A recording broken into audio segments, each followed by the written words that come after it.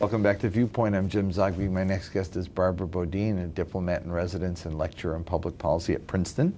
Served as U.S. Ambassador to Yemen from '97 to 2001. And you've been on the show before, but there have been some developments. President Ali Abdullah Saleh returned. Yes. Violence spiked. Yes. Talk to me a little about the reaction of players, first external players to this.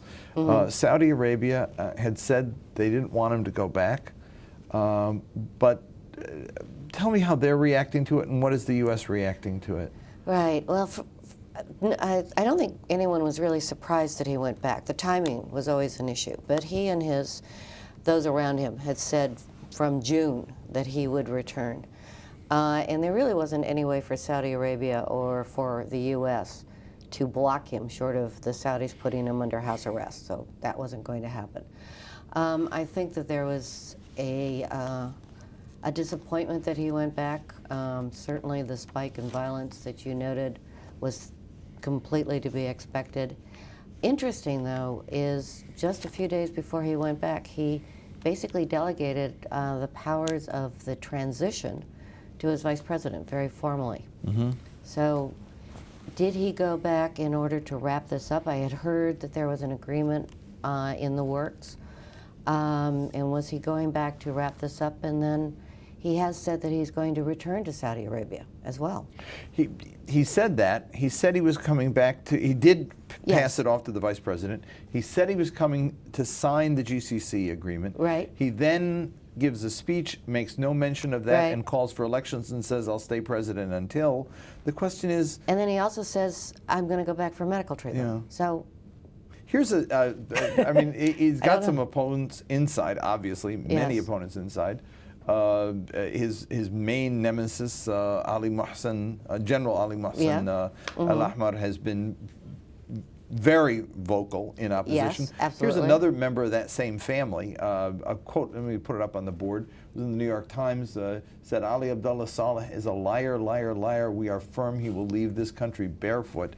That's pretty tough talk. Violence has ticked up, and there is fear of a civil war. How real is that fear, or will we stay at the kind of, it's obviously great violence, but it has not yet erupted into an out-of-control civil war. Can that occur, or are there some control mechanisms that will hold that back? Well, I think one thing I want to clarify is that Ali Mohsen Al-Ahmar, Sadiq Al-Ahmar, and Ali Abdullah are not really related. There's kind of a very soft big clan.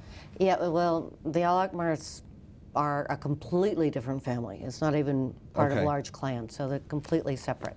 Sort of like getting all your Joneses mixed up.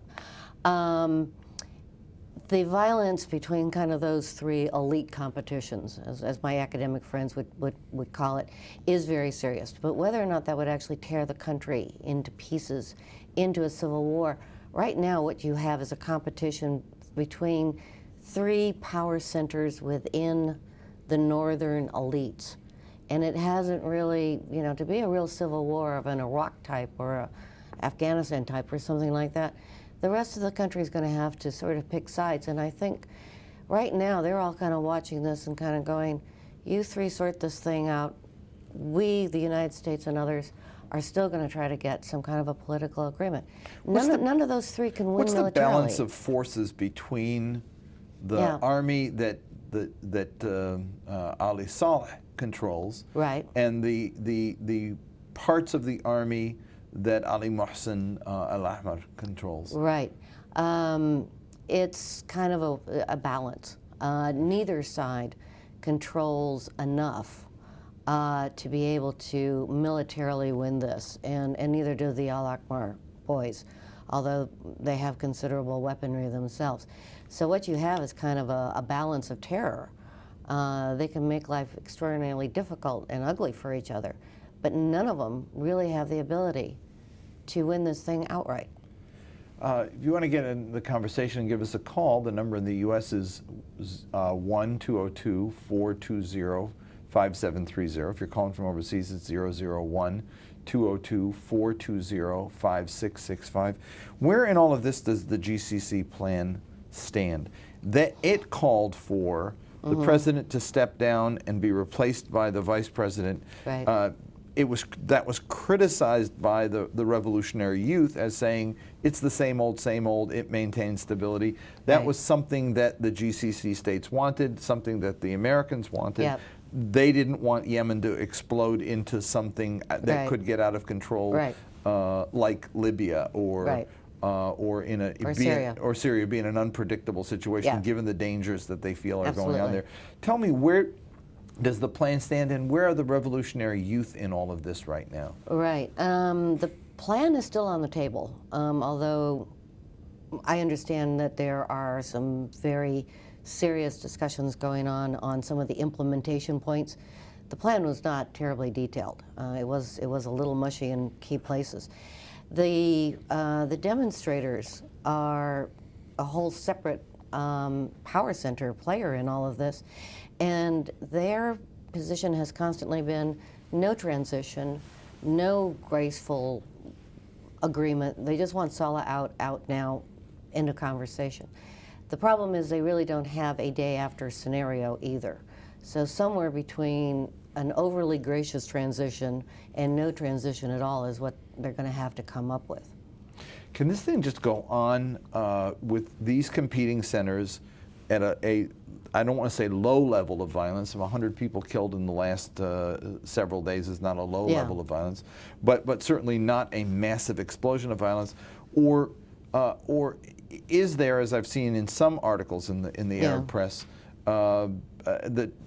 either the prospect or the danger that an Arab army or Arab forces will enter, or someone will try to stabilize? Is Yemen stabilizable even from the outside? I think the idea of an Arab army, a GCC army, an Arab army coming in and physically stabilizing it won't work. And it's not something that anybody would actually want to see happen. Nobody's going to, well, no Yemeni would want to see it happen, and I don't really think anyone in the Arab world sees that as happening. I think you've pointed out what is the real danger for Yemen, is that you're going to have this low-intensity conflict, for lack of a better term, could go on for a very, very long time. And the problem is that, the economy is very fragile. Basically, it almost doesn't exist. And you're already starting to run into some serious humanitarian issues. And that's almost invisible to, this elite competition that's going on in the capital city. And that would be the real tragedy. Let's go to California and take a call. Caller? Hello? Hello? Yes, your question? You want to know my question? I do. Okay. My question is, from a diplomatic point of view, what was your perspective? I know Yemen is because of the situation, how would it diplomatically be resolved in comparison to the Arab Spring? Okay. Is there a diplomatic solution? How does it compare to Egypt, Tunisia, Syria, Libya? Where does it fit in this, or Bahrain? Where does it fit in the dynamic? It is, as well, Yemen always is. It's its own idiosyncratic set of problems. Diplomatically, I think what is going to have to be done is some kind of an agreement that gives the establishment a sense of a transition that is rapid enough to really be a real change, and not so rapid that you really do leave a power vacuum, which is what everyone's concerned about. The demonstrators are going to have to be, at least those who are willing to be part of the process, are going to have to be brought in. The idea of the way Ben Ali and Mubarak both kind of left and left a vacuum, I don't think you can do that in Yemen. There isn't the military to take over. One last question, because we're going to have to get out of this segment, but I want to ask you about drones. Yes, we've been using them. We're setting up bases now in the periphery and in Djibouti and elsewhere to use them in Somalia and Yemen. Could this kick back as it has in Pakistan? Absolutely. I think our decision to uptick the use of drones particularly given that in order to be even marginally effective, you have to have great human intelligence on the ground. I think it's an enormously It makes us a combatant. It makes us a combatant. Yeah. It's short-sighted. It complicates this political situation. I don't think it's a good idea. Thanks for joining us, Ambassador Bodine. pleasure. Up next is political strategist, progressive leader Bob Borisage, State of the American Dream, and the President's Jobs Bill. We'll take some calls, so don't go away.